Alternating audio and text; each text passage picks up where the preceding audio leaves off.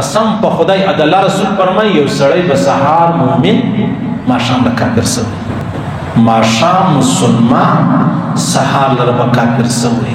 او دا اسلام چې کله له چا چې پر چا غږ نه کوي چې زه در سره ولاړم لکه میلمانه کوربه ته وایي میزبان ته زه در سره ولاړم وایي راته کوه ایمان سړي ته نه وایي زه در سره ولاړم د الله رسول فرمایي ته سهار مسلمان وې لمونځ دې وکړئ جومات دې وکړئ ماښام لره به کافر سوی ولې کافر کېږي د اسلام په یوه نکته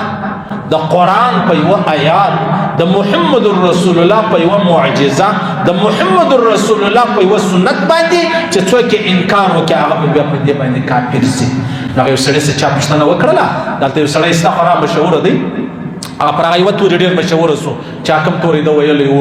نو هغه نمایندګان ورته ویلې چې داسې تقي صاحب فتوا ورکړې وه ده ورته ویلې ولتقي صاحب د دی وکړي منتقي عثماني صاحب دا د داسې وکړي دا خپل مرسډیز د خرڅ کړي دا پیسې ور واستوه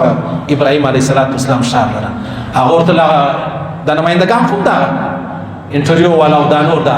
صحابیان چې ځان ته وایي دوه کسان چې وباسي دا هم ډېر منافقان دي هغه ورته ویلې هغه BMW لري په 8 کروڑ روپۍ ده بیا دی راولاړ شو څومره مذاق یې وکړئ په ذوالجلال دا تا د الله رب العزت د کلام توهین سپکواله وکړئ ته نه شرمېږې په دې خبره د یهودو زامنو په یهودو مین خلکو ته نه پوهېږې چې نیم قرآن الله پاک راستولی د دې دپاره دی که ستا د مسلمان ورور سره چا څه کول ته به ورځې هغه به در لاس نسي هغه به تر غاړه نسي دا تا څه وویلې ستا دا خیال دی چې زه به نور مشهوره سم هغه عربان هغه کربه دا څه کوې ظالمه د یهودو متاثره خلکو ته د اسلام هغه د الله حکم بیان کوي هغه قرآن بیان کوي تا ول دا ورسه مرسډیز خرڅ کړه دا خو ما تا ته د الله د رسول د الله د کلام خبره کښې ټوله ظالمه دا ته په ما پسخند وایې که د الله په کلام وایې ګورئ په ما چې څومره پسخند وایې ویې وهه خو چې زه کوم آیات درته وایم په هغه پسخند نه وایم مؤذن چې اذان وکړي په مؤذن چې هر څو پسخند وایي په اذان یې مه وهه که په اذان وایې نو کافر شوې مشرک شوې ولاړې د ابدالاباد دپاره جهنم لره ولې دې خلکو ته دغه د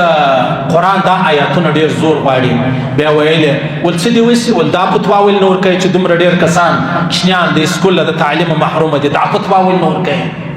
یعنی تا قرآن د قرآن حکم الله او د الله حکم دی د کوچنیانو د تعلیم سره کښې شوی ول دومره ډېر ماشومان شته چې هغه مریضان دي هغه معیوبه دي هغه معذوره دي دا فتوا ولې نه ورکوه ظالمه مسلمان یې که کافر یهودي یې که نصراني دا خبره ته ولې کوې خو ته زه مسلمان یم چې مسلمان یم ما د قرآن خبره درته کېښوله تا ولې مذاق شروع ولې دې پسخند شروع کوي سبحان الله یهود نه و یهود موسی علیه السلام ته ویلي ولته د الله څه امر و حکم راواخله د دا خلکو د دا ظالمانو سره به موږ وجنګېږو بیا چې کله الله پاک امر و حکم راواستوی نو بیا دې خلکو موسی علیه السلام ته ویلې ول فذهب انت وربک ته او ستا خدای ورسئ فقاتلا وجنګېږي انا هاهنا قاعدون موږ دلې درته ناست ور ستا خدای وجنګ موږ درسره جنګېږو دا نن چې کومې خبرې دا خلک کوي ځان ته د محمد رسول الله امتي وایي مسلمان وایي پښتون وایي پښتون دا هغه خبره ده یهودو موسی علیه السلام ته ورسه ته پوهېږې خدای دې پوهېږي جنګ دې پوهېږي موږ دلې فذهب انت وربک ورسه وجنګېږه ورسه تا خدای وجنګېږي انا هاهنا قاعدون موږ دلې دا اوس چې کوم مسلمانان دا خبرې کوي دا فتوا یې مذاق جوړ کړې ده نو هغه ورځ به الله راولي الله دې نه راولي چې ستا د کور و دروازې ته سړی ودرېدي او ستا د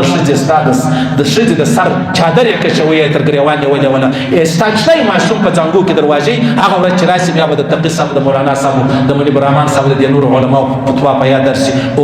دا فتوا د دې دپاره وله انا لله و انا الیه راجعون د داسې مسلمانانو پر ژوند دا بس حضرت عمر فاروق به ویل رضی الله تعالی عنه د چا په لمانځه خطا نه وځئ د چا په روزه خطا نه وځئ نورې معاملې یې معلومې کړي خطا نه وځئ او موږ خطا وتلي په دې معاملو باندې پلانی مسلمان دی چې مسلمان دی تا د قرآن د آیات د محمد رسول الله د سنتو د طریقې د حدیثو تا مذاق نه کوي جینې جوړ تا نه ول ته پوهېږې موټر ورسه هغه جهاد دې پوهېږې ورسه موټر خرڅ کا چانده وروړه الله اکبر دی چې الله پاک موږ ته محتاج دی یا دین و اسلام موږ ته محتاج دی دین و اسلام